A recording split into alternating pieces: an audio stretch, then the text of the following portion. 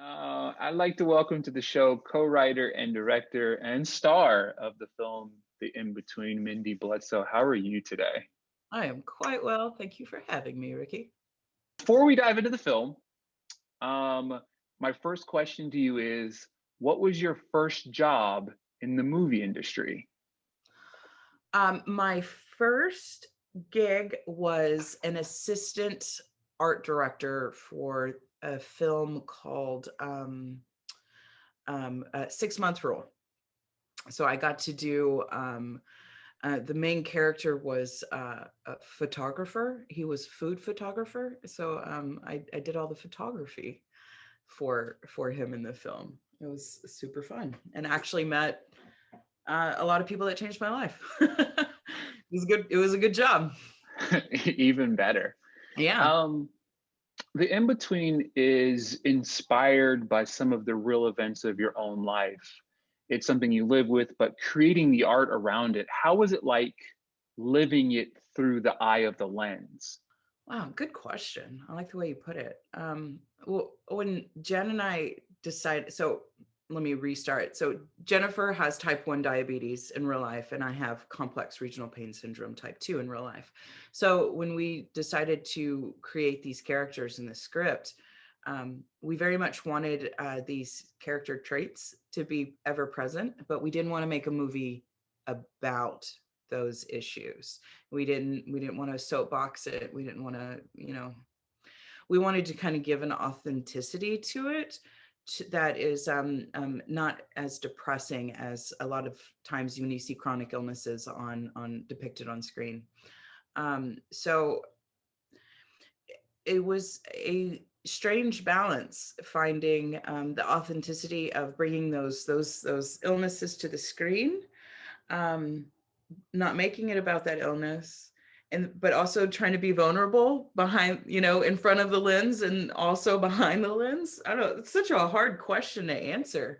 It was a juggling act, and I think we did pretty good with it. That would be my follow-up is I do think so because the film has the perfect balance of friendship and then also has you dealing with the illnesses and then dealing with friendship throughout the illnesses, but also you are making it funny as well in some aspects. Take me behind the idea of trying to just balance that, but also the idea make it funny, make it relatable at the same time. Well, I personally find a lot of comedy and drama. I laugh at very inopportune times. I'm not the person you take to a funeral. So um, so a lot of my humor exists in those moments. Harold and Maude is probably my favorite movie ever, and changed my life as so my humor exists in there. So I laugh at my pain a lot in real life, because it's, for me, it's the best way to deal with this chronic illness I have, is to make fun of it, laugh at it, and not let it be stronger than me. So I like to take that kind of thought process when it comes to writing and directing as well. Um, I also think it's a lot easier for people to relate to characters and sticky character traits or situations if you throw the humor in there. Um, because when we're laughing, we're relaxing more, and when you're relaxed, you're open to hearing more information. You're open to being more empathetic. So that's the finding that balance is always ever important for anything that I'm directing. I like my drama with some laughs. So yeah. Did I answer the question? Yeah, perfect, perfect. Yes, exactly what I was looking for. Um, so the other thing that I really loved about this is obviously with the drama, we have the illnesses, you have the friendship, you have the comedy, but you have the music, which I thought was brilliantly put throughout the entire film. Obviously, it's set in a road trip, right? So somewhat most part is set in a road trip. So take me behind that, like filling it with the music, getting. I feel like you got a lot more upbeat out of the music. You know what I mean? So the storytelling is used very well with the music. So take me behind that as well. Well, when we started writing it, we stopped and said, we can't remotely make a road trip movie without music. So as independent filmmakers, how are we going to do that? We don't have that kind of money because most people may not know, it's incredibly expensive to license music for film, especially music that people will know and want to sing along with. Rob Sinska, my cinematographer and producing partner, he and I both lived in Shreveport, Louisiana, where we met a band back in 2012. They were called Superwater Sympathy, and we became instant fans. I directed a music video for them in 2013, which is actually playing at the end of the credits of this movie. And Superwater Sympathy morphed into Hydrogen Child. So those are the two bands that provided all of these songs that you hear in the movie. Anyway, when we started writing this, we called them and we pitched them what we were doing, and we were like, we can't even begin to think that we could do this without music. So can we work out a deal with you guys? And they were very kind, and they gave us their entire catalog.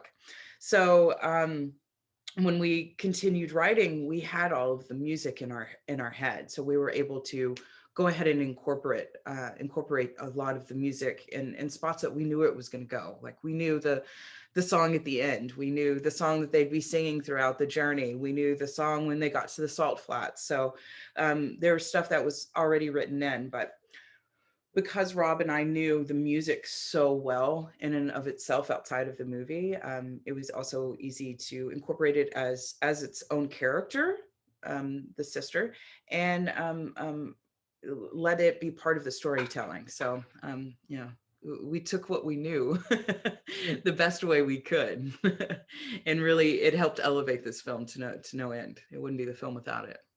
I agree.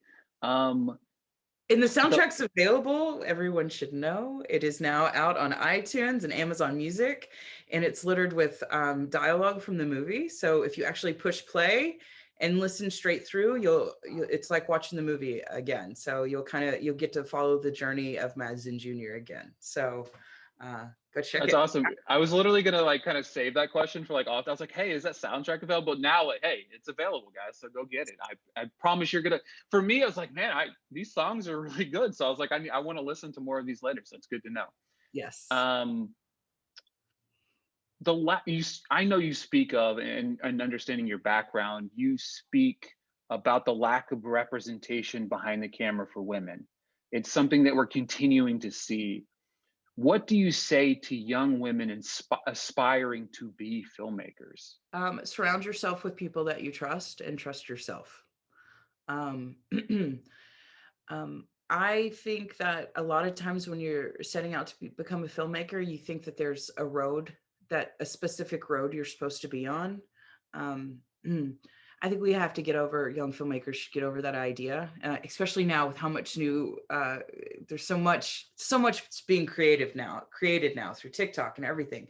Storytelling has come such a long way. So I would say, number one, don't think you have to be on the same road as anybody else. Being lonely on your road, making your own way, it's sad and lonely sometimes, but that's kind of where you need to be too. So don't necessarily think that you have to surround yourself and do exactly what everyone else is doing to feel good. Like just because you're not in the studio system, just because you're not a TikTok influencer or whatever, stick to what you know and what you feel good with, and you'll find your way. Don't feel like you have to be in the same place your peers are. It's a big thing. You'll get there when you get there. Yeah. What is one thing you want people to take away from this movie? The music. Oh. Take that music. I love them so much.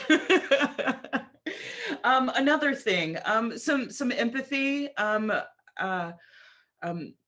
Seeing these characters on screen with the representation of a chronic illness, a non-apparent illness. I always want to impart more empathy into people, because I think all of us have a thing that can't be seen. So we can identify with these characters in one way or another, whether or not you have chronic pain or you have diabetes and an angry pancreas, so I want people to take away that we're all so much more alike than we really want to admit to. So, and hopefully that will create a little bit more empathy. This is my fun question to ask everybody before we go. So, and ideally perfect for you right now as well, just because based off the film. But what is your go-to karaoke song? Oh, All That Jazz from Oh, Chicago. I can that's a just great song. Oh my God, I love that song so love it much. too. It's so good. It's such a great movie too. Absolutely. Huh? Such a great movie too. Oh, isn't it? And Oh. and it's opening again on Broadway's reopening, and it's going to be playing in September. Oh, I'm so excited. And you know what? That's a good question too. Take me behind that. What has it been like trying to promote this film within this pandemic as well? It, odd, um, and different, but you know what? Just how the film was made in these serendipitous ways, like it kind of turned out great. We were able to reach out to different groups, chronic illness groups, CRPS groups, type 1 diabetic groups, and host individual small screenings for the groups. So Jen and I were able to interact with other people that had CRPS and type 1, and we did Q&A sessions with them. So we really got to get this movie out within our community a little bit more before the rest of the world got to see it. That's been really that's something I wasn't expecting, and it's been more fulfilling than I could have ever imagined. And so I guess I have to thank COVID for that, because we had to come up with new creative ways to get the movie out there before we released it on VOD. So that's been interesting. I, I've made a lot of virtual friends because of that. So that's not something that I'm used to. This is all new. All Right? these Zoom meetings, man. It's going to be funny, like whenever you get back into the swing of things, everything kind of comes back Yeah. to normal. Like whenever you go on a press tour, you're like, I miss the Zoom press tours. Like Oh, yeah. I I can mean, imagine. it's business up top. I still got pajamas on down Exactly. below.